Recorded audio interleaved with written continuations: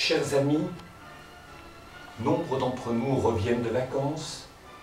Certains qui ont eu cette chance, mais aussi les moyens d'être en Israël pendant l'été, reviennent et témoignent de ce qu'ils ont vu, entendu, vécu.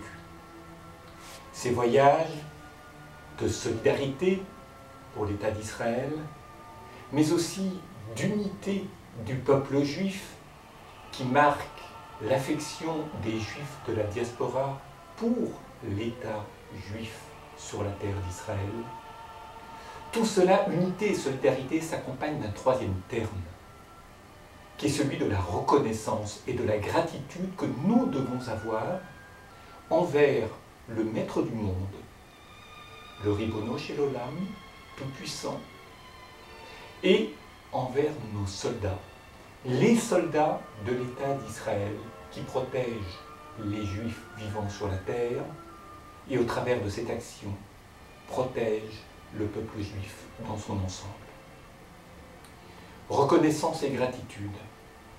Reconnaissance pour les miracles que Dieu favorise chaque jour. Souvent, nous ne voyons que ce qui ne va pas lorsque nous sommes affectés ou lorsque nous subissons. Mais il faut aussi rappeler les bonnes choses qui semblent être là naturellement, se dérouler par hasard et de manière naturelle au quotidien, et qui font que des catastrophes sont évitées, que des roquettes ne tombent pas au bon endroit, que des protections, parfois miraculeuses, favorisent la protection et la survie des Juifs vivant sur cette terre. J'ajouterai, pour ma part, que notre reconnaissance va aussi envers les soldats qui, chaque jour, depuis des semaines et des semaines, mois de juillet, mois d'août, et malheureusement ce n'est pas terminé, protègent à Gaza, près de Gaza, sur l'ensemble du pays, les Juifs qui vivent sur cette terre, et donc l'ensemble du peuple juif. Je vous ai ajouté deux choses.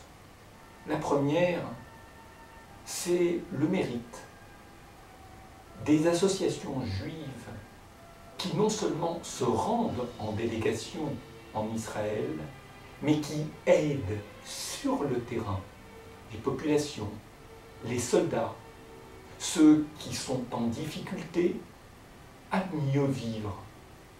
Alors parmi ces délégations, ces associations, le consistoire, mais aussi l'abbaye Sikérénor, Libye, et tant d'autres qui là-bas agissent, ne se contentent pas de parler, mais font le mieux-être des populations fragilisées, comme des soldats de l'État d'Israël. Alors en dernier lieu, permettez-moi d'ajouter une chose. J'ai employé le terme d'unité du peuple juif. L'unité politique. Ceux qui se disent de droite, de gauche, plus ou moins nationalistes, mais qui chaque jour pensent que l'État d'Israël a besoin d'une sécurité et que cette sécurité, seule l'armée et le Tout-Puissant peuvent l'assurer. Soyons forts, courageux et dignes. Et puis, unité, c'est aussi l'unité entre ceux qui sont religieux ou qui se disent religieux et ceux qui ne le sont pas. Et c'est vrai que la prière, l'étude de la Torah, aide Israël à trouver plus de force chaque jour pour rester digne, droit, mais c'est vrai également que l'action des soldats de l'État d'Israël est déterminante. Et s'il n'y a pas unité entre les deux et reconnaissance du rôle de l'État d'Israël et de son armée, alors il ne peut pas y avoir d'unité. Et si je devais conclure, c'est aussi en rappelant la mémoire des soldats qui ont été tués pour préserver l'État d'Israël, les Juifs qui y vivent, comme des non-Juifs d'ailleurs, et le peuple juif dans son ensemble.